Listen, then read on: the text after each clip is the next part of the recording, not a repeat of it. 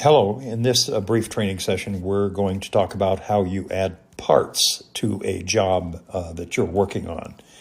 So let's look at job number 106 again, sample job for training purposes. This is a job we've looked at before when we updated the status. You see in the upper right-hand corner in the purple box, it says in progress. That's the status we changed in a previous video. For this purpose, we're going to look at how to add a couple of parts to the job. So in the middle of the screen, you'll see the word details. To the right of that is the word associated. So if I click on associated, I can add parts to the job. I can also add new pieces of equipment to be installed at the customer with what we refer to in Zuper as new assets.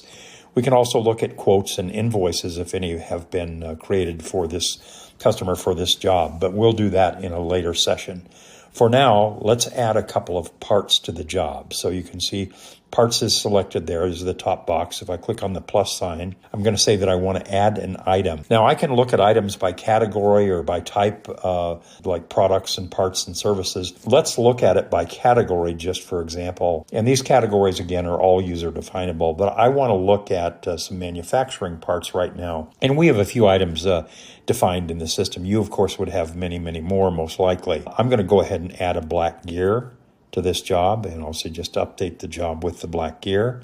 And then I'm going to go ahead and add another item, and let's scroll down. A couple items are out of stock, so let's go down here and let's add fastener.